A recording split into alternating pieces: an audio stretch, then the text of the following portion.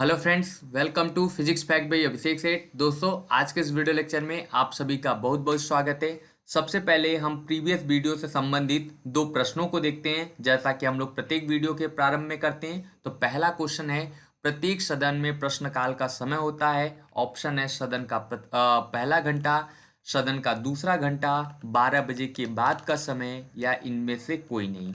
ठीक है। दूसरा क्वेश्चन है, इनमें से किस प्रस्ताव के पास हो जाने पर सरकार को त्यागपत्र देना पड़ सकता है। ऑप्शन है ध्यानाकर्षण प्रस्ताव, विश्वास प्रस्ताव, निंदा प्रस्ताव और स्थगन प्रस्ताव। इन दोनों क्वेश्चन का आंसर आप कमेंट बॉक्स में जरूर देने का प्रयास करें, और जिन्हें नहीं पता होगा वो कमेंट्स बॉक्स में जाकर चेक कर लेंगे और इसका आंसर आपको मिल जाएगा। तो चलिए फ्रेंड्स, वीडियो स्टार्ट करते हैं। पहला है संसदीय समितियां। आज का जो हमारा टॉपिक रहेगा वो संसदीय समितियां यानी पार्लियामेंट्री कमेटी।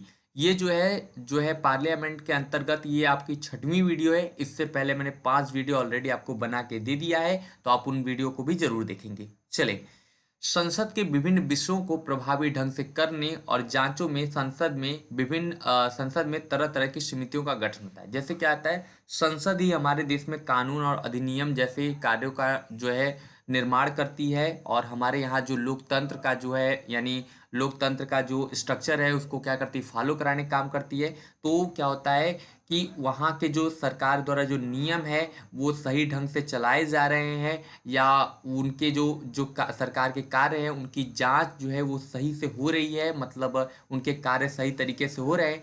इनको करने के लिए जो है पार्लियामेंट जो है तरह तरह की समितियों का गठन करती है। वो कौन कौन सी समितियां होती हैं आगे हम लोग देखेंगे। संसदीय समितियां दो प्रकार की होती हैं। अगर बोला जाए तो पार्लियामेंट्री कमेटी दो प्रकार की होती है। एक होती है, देखेंगे तो होती है अस्थायी समितियां होती हैं, और दूसरा होती है तदर्थ। अस्थायी समितियां जिसको स्टैंडिंग कमेटी कहते हैं। थोड़ा सा इसको समझेंगे क्या होता है। अस्थायी समितियां वो समितियां होती हैं जो हमेशा मतलब बनी रहती हैं, या कह सकते हैं लोकसभा में या राज्यसभा में हमेशा जो है बनी रहती हैं, उन्हें अस्थायी समितियां कहते हैं। इनका कभी भी विघटन नहीं होता, ये कभी खत्म नहीं होती हैं। इनको स्टैंडिंग कमेटी कहते हैं। दूसरा, तदर्थ कमेटी। तदर्थ समितियां क्या होती हैं, ऐसी समितियां जो क्या होती हैं, अगर किसी विशेष काम के लिए बनाई जाती हैं और उस काम के समाप्त होने के तुरंत पश्चात वो समितियां विघटित हो जाती हैं, इनको बोलते हैं तदर्थ समितियां या अस्थायी समितियां या एडहॉक कमेटी बोलते हैं। ठीक है। तो तदर्थ समितियां या अस्थायी समितियां या एडहॉक कमेटी जो होती है, ये किसी काम के लिए बनती हैं और उस काम के समाप्त होने के पश्चात ये पुनः विघटित हो जाती हैं। लेकिन जो स्टैंडिंग कमेटी होती हैं वो हमेशा रहती हैं। ठीक है। संसदीय समितियों के प्रमुख कार्य क्या क्या है, देखिएगा इनके कार्य क्या है, इसी से ये पता चल जाएगा कि ये सरकार पे किस प्रकार नियंत्रण रखती हैं। इनका कार्य होता है कार्यपालिका के ऊपर नियंत्रण रखना, मतलब कार्यपालिका के कार्य जो है वो सही तरीके से हो रहे हैं या नहीं है, इनका नियंत्रण रखने का कार्य करती है। दूसरा, शासन के नीतियों को प्रभावी बनाना, यानी शासन के द्वारा जो नीतियां हैं उनको किस तरीके से चलाया जाए या सुचारू रूप से चलाने का जो प्रक्रिया है उसको बनाने का काम ये करती हैं। तीसरा है, जनता एवं शासन के मध्य कड़ी का कार्य करता है, कि अगर जनता के बातों को या जनता का जहां हानि हो रहा है और सरकार का जहां कार्य है, उन दोनों के बीच में ये समितियां ही अपना रिपोर्ट पेश करती हैं, जिससे पता चलता है कि सरकार कहीं उसका हनन तो नहीं कर रही है या किसी प्रकार का कार्य तो नहीं कर रही है, ये चीज। ओके। और किसी विषय का गहन अध्ययन करना और उनकी जांच करना। जैसे क्या होता है, मान लीजिए सरकार ने कोई बिल पास कर दिया और वो बिल पास हो गया, और उस बिल को अगर हम कमेटी को नहीं देते हैं तो उसकी अच्छाई या बुराई हमें नहीं पता चलती है। लेकिन अगर वो किसी कमेटी को देते हैं तो कमेटी अपनी रिपोर्ट प्रस्तुत करती है, बताती है कि देखिए जनता ये रिपोर्ट जो है जिससे जनता का ये नुकसान हो सकता है, ये फायदा हो सकता है, सब कुछ का जो रिपोर्ट देने का काम होती है, उनकी जांच करने का जो काम होता है, वो संसदीय समितियां करती हैं। आगे बढ़ें। अब देखिए, सबसे ज्यादा इंपॉर्टेंट जो होता है वित्त समितियां होती हैं, फाइनेंस कमेटी होती है सबसे ज्यादा इंपॉर्टेंट। और इसमें देखेंगे कौन कौन सी होती है। जो सबसे ज्यादा आपका इंपॉर्टेंट है, पूछा जाने वाला क्वेश्चन, अगर कहीं समितियों से क्वेश्चन बनता है तो बहुत ज्यादा उम्मीद होती है कि आपको लोक लेखा समिति मिल जाए, यानी पब्लिक अकाउंट कमेटी मिल जाए। ठीक है। देखिएगा, इसमें दो तीन बात को आप याद रखना है। ये एक अस्थायी समिति, पहले तो यही क्वेश्चन पूछता है कि जो है लोक लेखा समिति अस्थाई है या अस्थाई है। तो याद रखिएगा, लोक लेखा समिति एक अस्थाई समिति है, यानी स्टैंडिंग कमेटी है। इसमें लोकसभा के 15 मेंबर, मतलब लोकसभा के 15 मेंबर आते हैं और राज्यसभा के कितने होते हैं, 7 मेंबर होते हैं। और ये समिति आम व्यय, सरकार द्वारा जो व्यय किए जाने वाले पैसे होते हैं उनकी निगरानी करती है। साथ ही नियंत्रक तथा महालेखा परीक्षक, यानी शॉर्ट फॉर्म में बात किया जाए तो कैग, तो कैग के रिपोर्टों को जांच करती है कौन, ये लोक लेखा समिति। ध्यान रखेंगे, ये एक स्टैंडिंग कमेटी है। इसमें लोकसभा के 15 मेंबर और राज्यसभा के 7 मेंबर होती हैं। इनका काम जो होता है, जो है आम व्यय पर निगरानी रखना होता है, तथा नियंत्रक और महालेखा परीक्षक, जिसको कैग कहते हैं, उसके द्वारा जो रिपोर्ट बनाई जाती है उस रिपोर्ट की जांच करने का काम कौन करता है, तो हमारे यहाँ की लोक लेखा समिति करती है, पब्लिक अकाउंट कमेटी करती है। आगे बढ़े, ये दिखेगा, ये भी बहुत ज्यादा इंपॉर्टेंट। अक्सर एग्जाम में आपको या तो लोक लेखा समिति मिलती है, छोटे एग्जाम की मैं बात कर रहा हूँ, जो आप वनडे टाइप के एग्जाम होते हैं उसमें बात करूँ तो लोक लेखा समिति मिल जाएगी, या तो आपको प्राक्कलन समिति मिल जाएगी। तो प्राक्कलन समिति क्या होती है, इनको देख लेते हैं। यह भी एक अस्थायी समिति होती है, ध्यान रखेंगे। इसको मैं फिर हाईलाइट कर दे रहा हूँ आपको, आपके लिए एक बार, चले हाईलाइट कर देते हैं। ये देखिएगा, ये भी क्या है, एक अस्थाई समिति है, मतलब ये भी एक स्टैंडिंग कमेटी है। इसका कार्य क्या होता है, वार्षिक बजट से संबंधित प्राक्कलनों की जांच करना।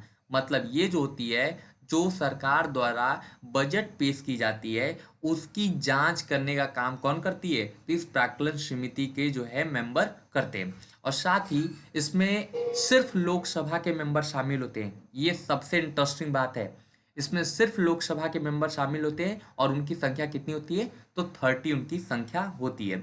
साथ ही यह समिति खर्च के दौरान ही खर्च की जांच करती है। मान लीजिए सरकार ने अपने बजट के दौरान बताया कि इतने करोड़, इतने हजार करोड़ का जो है हम एक प्लांट बिठा रहे हैं, तो क्या करेगी ये प्राक्कलन समिति, वहां पे जा जाके चेक करेगी कि जो सरकार द्वारा जो बजट रखा गया है, सरकार के द्वारा जो खर्च बताया गया, क्या वो सही है या नहीं है। तो इसकी जांच करने के लिए प्राक्कलन समिति जो है बनाई जाती है। और ये एक अस्थायी समिति है, मतलब ये हमेशा पार्लियामेंट में मौजूद रहती है।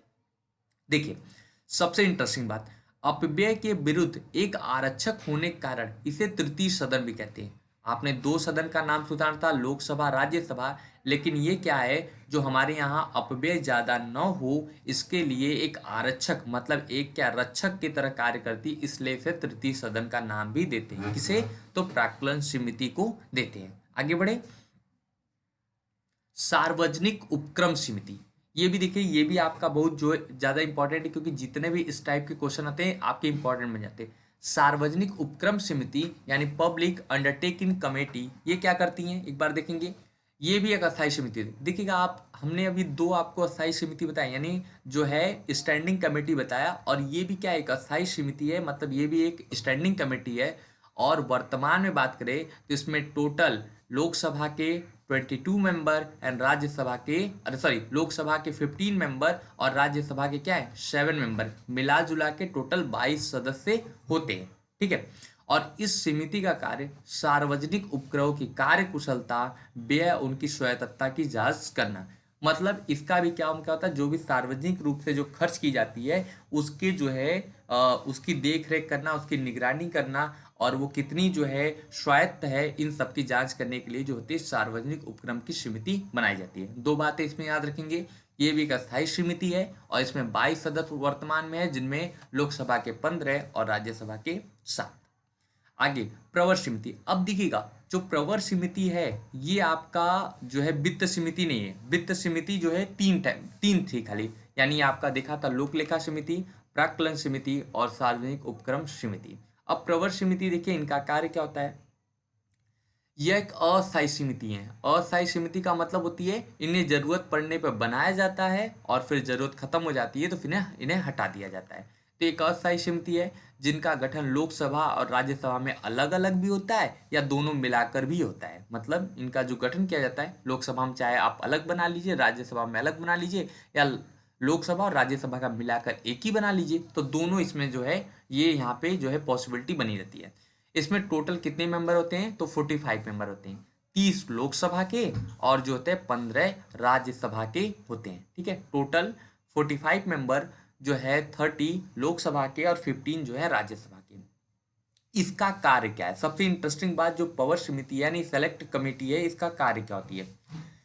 ये जब भी कोई भी विधेयक को पेश किया जाता है, लोकसभा या राज्यसभा में पेश किया जाता है, तो उस पर इसका काम होता है विचार विमर्श करना कि वो जो है समिति या वो जो विधेयक है वो कितना सही है कितना गलत है, उस पर विचार विमर्श करने का काम होता है, तथा आवश्यकता पड़ने पर अगर ज़रूरत लगेगी तो उसमें संशोधन करने का भी ये कार्य करती है। तो ध्यान रखेंगे, जब कोई बिल पास होता है तो उस बिल में क्या करती है, विचार विमर्श करती है, और साथ ही अगर ज़रूरत पड़ती है तो उसमें संशोधन भी इसके द्वारा पेश किया जाता है।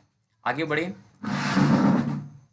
विशेषाधिकार समिति। विशेषाधिकार समिति क्या होती है, इनको बोलते हैं प्रिविलेजर्स जो है कमेटी। इसका काम क्या होता है, इस समिति का कार्य अर्ध न्यायिक प्रकृति का होता है। मतलब ये एक प्रकार का जो होता है जुडिशरी टाइप में आता है, मतलब अर्ध न्यायिक प्रकृति का होता है। ये सदन और उनके सदस्यों की विशेषाधिकार हनन संबंधी मामले की जांच करती है। मान लेते हैं कोई जो है सदन है और उसके कुछ सदस्य हैं, तो उनका कभी अगर विशेषाधिकार का हनन होता है तो उसकी जांच करने के लिए एक विशेषाधिकार समिति बनाई जाती है, जिसमें लोकसभा के 15 और राज्यसभा के 10 मेंबर होते हैं। इंटरेस्टिंग बात यह है कि प्रधानमंत्री यानी जो हमारे यहाँ के प्रधानमंत्री हैं और विधि यानी महान्यायवादी, ये दोनों इस सदस्य के क्या होते हैं, यानी इस समिति के सदस्य होते हैं। तो इस तरीके से आज का वीडियो लेक्चर यहीं पे फिनिश किया गया जाता है। आज हमारा जो है पार्लियामेंट पूरी तरीके से फिनिश हो गया। अब हम लोग नेक्स्ट वीडियो में जो है जुडिशरी यानी न्यायपालिका के साथ मिलेंगे। तब तक थैंक यू। वीडियो अच्छा लगा हो तो इसे लाइक और शेयर जरूर करें।